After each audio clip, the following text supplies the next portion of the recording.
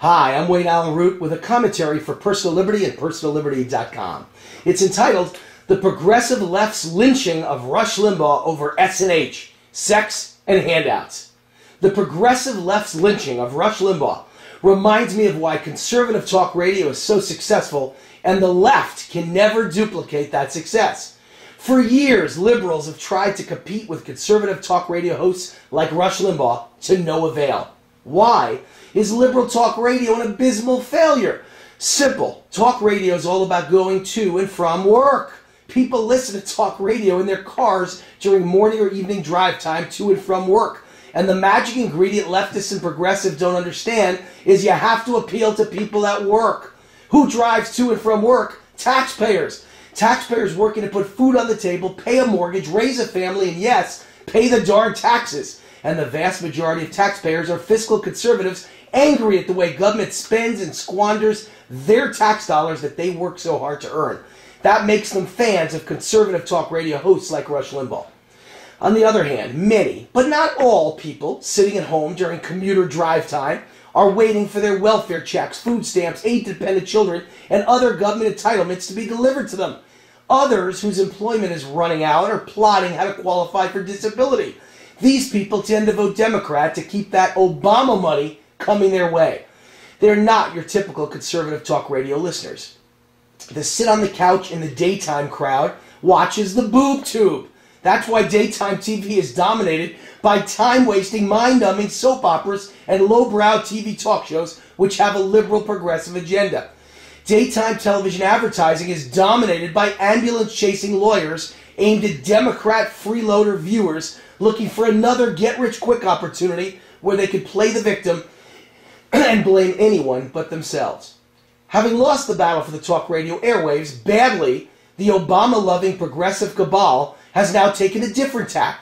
Now they want to destroy the careers of the conservative talk radio hosts through protests and email campaigns aimed at their advertisers. It's a strategy called, if you can't beat them, lynch them.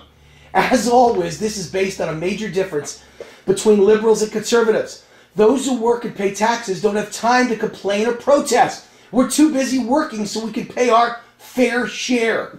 Fair share, by the way, means essentially 100% of the taxes are being paid by 50% of the population, almost all of whom drive to and from work, while the other 50%, many of whom sit at home collecting government handouts, complain and protest that we should be paying even more. And how about business owners? They're probably the single biggest audience for conservative talk radio. That greedy top 3% of income earners pays more taxes than the other 97% combined. No wonder they're angry. The business owners and the top 5% who are part of the taxpaying group don't have time to watch MSNBC, let alone send letters of complaint.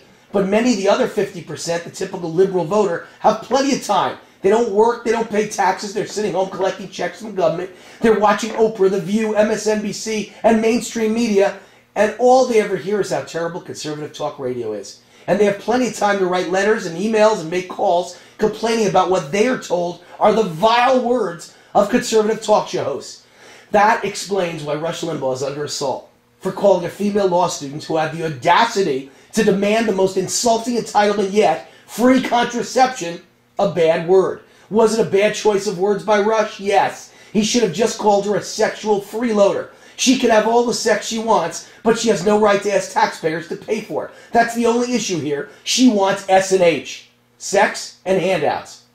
The left is trying to destroy Rush by sending emails and making calls to his advertisers. It's nice to know progressive Democrats have all this time to waste in the middle of the day. Me? I'd be working 3 jobs. I'd be burning the phone lines, putting deals together. I'd be looking for ways to better myself. But hey, I got a mortgage to pay, taxes to pay, and a family to support. That's how I made it into the 3%.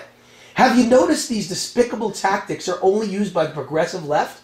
Conservatives have never tried to destroy HBO host and big-time Obama donor Bill Maher, who uses much more vile language to describe women, in particular Sarah Palin, or to destroy leftist MSNBC host Ed Schultz for using the exact same word as Rush to describe a female conservative talk show host, or to destroy leftist radio host Mike Malloy for mocking Christians who were killed by tornadoes in the Midwest. Their comments literally define vile. Yet where are the howls of protest about these vicious, despicable comments? Where's the media? Where's the women's rights organizations? Cat got your tongue? The double standard is as wide as the Grand Canyon. But it all starts and ends with the difference between conservatives and leftists. We're too busy working and paying taxes to waste our valuable time protesting and complaining about Bill Maher. We'll leave that to the leftist S&H, sex, and handouts crowd.